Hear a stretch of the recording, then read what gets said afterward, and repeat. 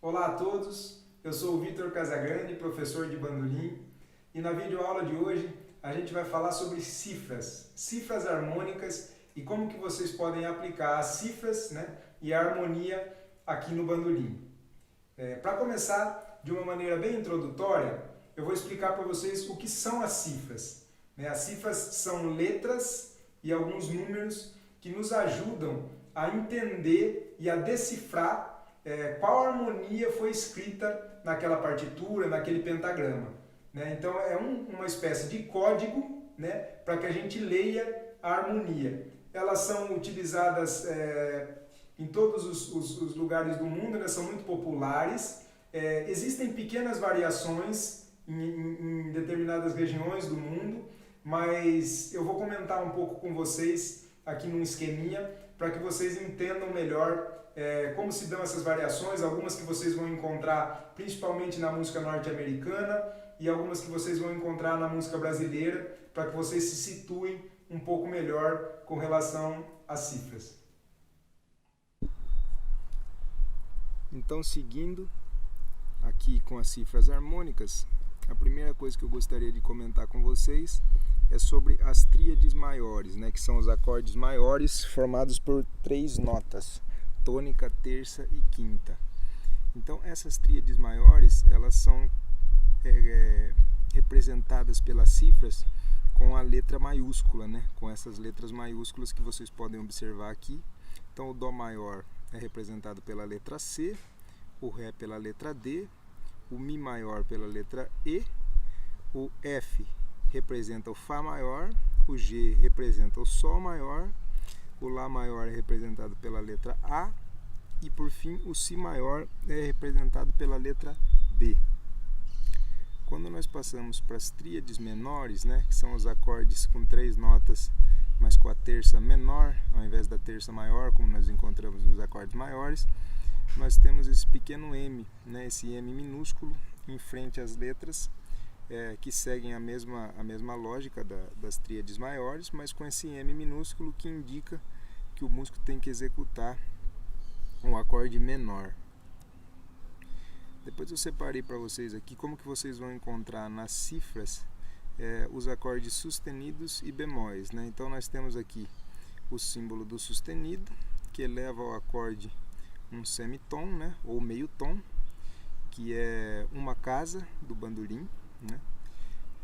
E depois nós temos o bemol, que é esse Bzinho minúsculo, que tem a função de abaixar o acorde meio tom, ou um semitom, que é uma casa do bandolim também. Então eu separei aqui 2 exemplos, só para vocês observarem como que vocês vão encontrar esses acordes. O Ré sustenido menor, e depois o Sol bemol maior.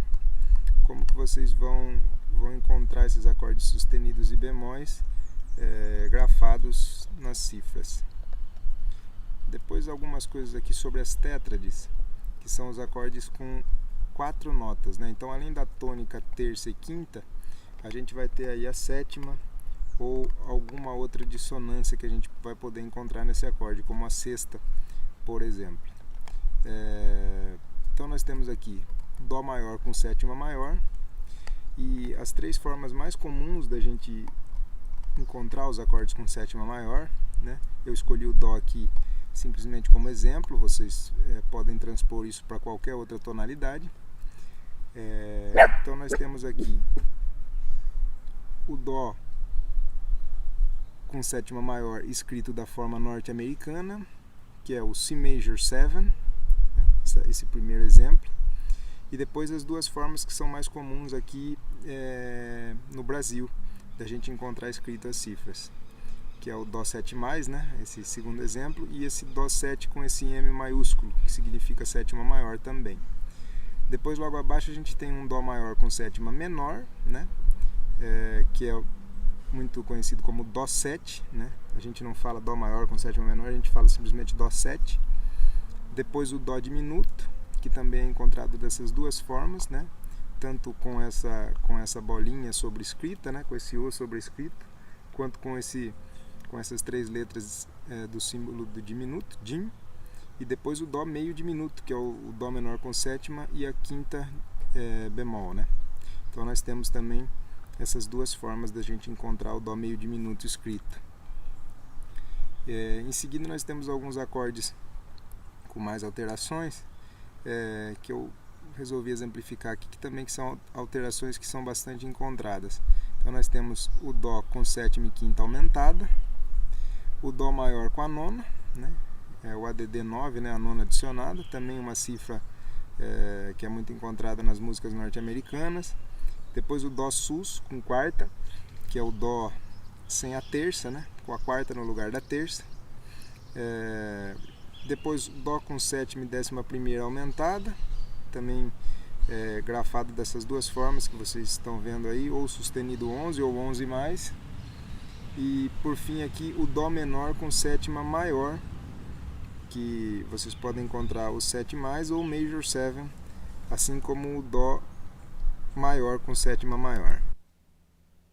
Depois desse resumo, eu vou mostrar para vocês um pouco de como aplicar essas cifras aqui no bandolim, como formar os acordes, né? Então, eu vou mostrar primeiro alguns exemplos de acorde maior, o acorde maior partindo da tônica, depois o acorde maior partindo da terça e depois partindo da quinta justa. Eu vou mostrar esses shapes aqui, esses formatos de acordes, para que vocês já comecem a exercitar. Então nós temos aqui, por exemplo, um acorde de Sol maior partindo da tônica, depois partindo da terça e depois partindo da quinta. Então nós temos esses 3 formatos das tríades maiores. As tríades menores, elas seguem a mesma ideia. Aonde aqui estava maior, eu vou mudar e vou fazer com a terça menor. Então, partindo da tônica, partindo da terça, partindo da quinta.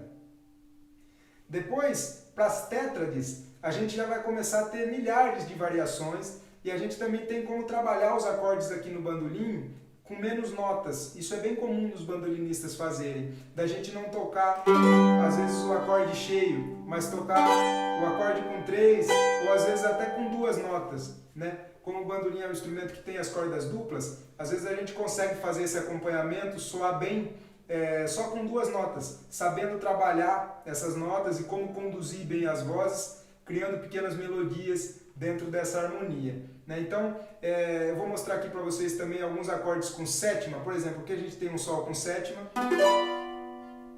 aqui a gente também tem um Sol com sétima, e a gente tem milhares de variações de como a gente pode fazer esse acorde aqui, mudando as notas, mudando o formato, o shape que a gente vai fazer, desde os mais abertos até os mais fechadinhos, explorando bem toda a escala do instrumento e brincando com essas variações, né? Depois a gente tem também os acordes diminutos, que tem esse shape que se repete por todo o braço do instrumento, né? E é muito importante que vocês estudem essas variações de acordes, as variações dos desenhos, para que vocês estejam aptos a acompanhar, né, a fazer o ritmo, a fazer os acordes no bandolim, nas variadas regiões do braço, né, e explorando as possibilidades que o instrumento tem, tá bom? Então espero que vocês tenham gostado dessa videoaula e nós nos vemos na próxima. Até lá e bons estudos!